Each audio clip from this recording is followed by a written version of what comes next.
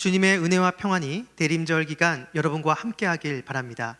이 시간 우리에게 주시는 하나님의 말씀은 마태복음 2장 19절부터 23절까지 말씀입니다. 거룩하신 하나님의 말씀입니다. 헤롯이 죽은 후에 주의 사자가 애굽에서 요셉에게 현몽하여 이르되 일어나 아기와 그의 어머니를 데리고 이스라엘 땅으로 가라. 아기의 목숨을 찾던 자들이 죽었느니라 하시니 요셉이 일어나 아기와 그의 어머니를 데리고 이스라엘 땅으로 들어가니라. 그러나 아칼레오가 그의 아버지 헤롯을 이어 유대의 임금됨을 듣고 거기로 가기를 무서워하더니 꿈에 지시하심을 받아 갈릴리 지방으로 떠나가 나사렛이란 동네에 가서 사니 이는 선지자로 하신 말씀에 나사렛 사람이라 칭하리라 하심을 이루려 함이로라. 아멘. 헤롯을 피해 애굽으로 갔던 요셉 가족이 시간이 흘러 헤롯이 죽은 후에 다시 이스라엘 땅으로 돌아옵니다. 주의 사자의 지시를 받고 정착한 곳이 나사렛이라는 곳이었고 예수님은 나사렛 사람이라 칭해집니다. 본문은 이것을 선지자로 하신 말씀을 이루기 위함이라 라고 말합니다. 그런데 구약 어디에를 보더라도 이러한 관련 내용이 나오지 않습니다. 그래서 많은 학자들은 이 인용이 구약을 인용한 이 인용이 직접 인용이 아니라 간접 인용이다 주장을 합니다. 이것과 관련된 대표적인 두 가지 주장이 있는데요. 첫 번째로 나사렛이라는 말이 민수기 6장에 나오는 나실인과 연관된 것으로 보는 것입니다. 히브리어 나지르라는 단어와 나사렛이라는 말을 연결시키는 것이죠. 나실인은 서원에 의해 하나님께 거룩하게 된 자를 말합니다. 즉 세상과 구별된 존재인 것이죠. 결국 나사렛 사람 예수라는 말은 예수는 세상과 구별된 거룩한 자다라는 것을 나타낸다는 겁니다. 두 번째는 나사렛이라는 말을 이사야 11장 1절과 연결시키는 주장입니다. 이사야 11장 1절을 보면 이새의 줄기에서 한 싹이 나며 그 뿌리에서 한 가지가 나서 결실할 것이요. 아멘. 여기 가지에 해당되는 히브리어 단어가 넷제르인데 바로 이 단어와 나사렛을 연결시키는 것입니다. 전통적으로 유대교에서는 이 구절을 오실 메시아에게 적용했습니다. 그런데 많은 학자들은 이 구절이 반왕조 의미가 담긴 구절로 해석합니다. 왜냐하면 다윗의 이름이 아닌 다윗의 아버지 이새의 이름이 등장하기 때문입니다. 이사야 당시 다윗 왕조 왕들의 심판을 전제하고 있다라는 것이죠. 그래서 지금 왕들이 아닌 새로운 왕이 와서 공의와 성실로 다스린다는 겁니다. 새로운 진정한 왕 메시아가 온다라는 것이죠. 이렇게 나사렛과 관련된 대표적인 두 가지 주장을 살펴봤습니다. 이 두 가지 주장 중 어느 한 가지만 선택하기보다는 어쩌면 마태는 이 두 가지 전체를 통해서 예수님을 보기를 원하는 것 같습니다. 예수님은 세상과 구별된 거룩한 자이고 자칭 왕이라고 주장하는 사람들을 상대화시키는 절대적인 왕이라는 것이죠. 바로 이것을 마태는 마태복음이 시작하는 그 첫 부분에 나사렛이라는 지명을 통해서 우리에게 말해주고 있다라는 것입니다. 대림절 기간을 보내고 있는 지금 저는 오늘 이 본문을 우리 삶에 이렇게 한번 적용해 보고 싶습니다. 존재와 의무, 즉 우리들이 어떠한 존재이고 그리고 우리의 삶 가운데 어떠한 모습이 있어야 되는지 오늘 이 본문이 우리에게 말해주고 있다는 것입니다.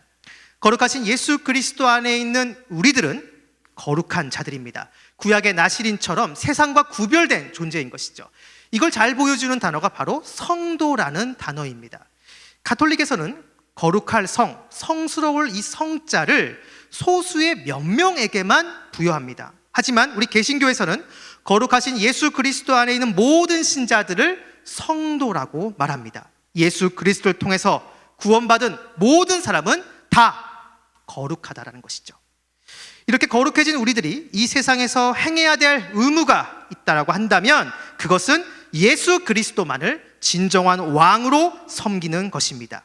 나의 삶에 주님보다 더 높아지려고 하는 그 모든 것들을 끌어내려서 나의 진정한 왕은 예수님이다라고 이렇게 고백하고 실제로 또 그렇게 살아가야 될 의무가 우리들에게 있다라는 것이죠.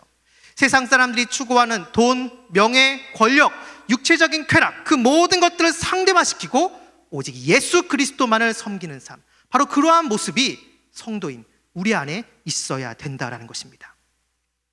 우리가 흔히 말하는 전능하신 하나님, 이것을 히브리어로 엘샤다이인데요. 엘은 하나님이고 샤다이는 전능하다라는 의미입니다. 그런데 이 전능하다, 이 샤다이의 어원에 대해서는 여러 의견이 있습니다. 근데 그중 하나가 이 샤다이라는 단어가 샤드라는 단어에서 왔다라는 겁니다. 이 샤드는 여성의 젖가슴을 의미합니다. 즉 어머니가 아기를 품에 안고 모유를 먹이는 듯한 그러한 모습이 여기에 담겨 있다라는 것이죠. 그러니까 전능하신 하나님이다라는 그 의미는 이스라엘에게 무언가 필요한 것, 이스라엘에게 뭔가 있어야 되는 것을 하나님이 공급해 주시고 채워주는 그러한 모습이 담겨져 있다라는 것이죠. 실제로 전능하신 하나님 엘샤다이가 나오는 구약의 본문들을 보면 하나님이 이스라엘에게 무엇인가를 주시고 공급하시고 채워주시는 그러한 내용이 등장하고 있습니다. 우리가 진정한 왕이신 예수님을 높이고 그분만을 섬기고 그분만 예배하면 주님께서 우리의 필요를 채워주십니다. 우리에게 있어야 될 것을 먼저 하시는 그 주님께서 우리의 결핍을 채워주신다는 것이죠. 우리가 해야 되는 것은 진정한 왕이신 예수 그리스도, 바로 그분만을 높이고 그분만을 섬기는 것입니다. 사랑하는 말씀상 공동체 성락성결교회 성도 여러분, 우리는 지금 주님을 기다리는 대림절을 지내고 있습니다. 주님은 분명 이 땅에 다시 오십니다. 그렇다면 다시 오실 주님을 우리는 어떤 자세로 기다려야 될까요?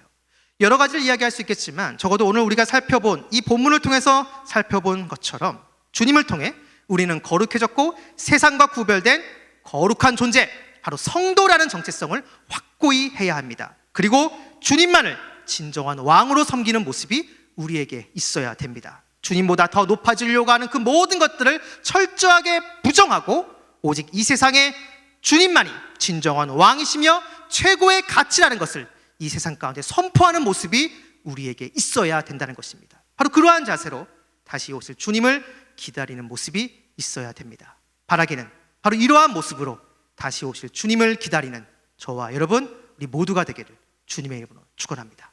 기도하겠습니다. 거룩하신 하나님, 주님의 십자가 공로를 통해 우리 모두가 거룩한 자가 됐다는 사실을 잊지 않게 하옵소서. 내 안에 오직 주님만을 섬기며 왕으로 모시는 모습이 있게 하옵소서. 이런 모습으로 다시 오실 주님을 마라나타 외치며 기다리는 저희들이 되게 하여 주옵소서. 예수님의 이름으로 기도드립니다. 아멘.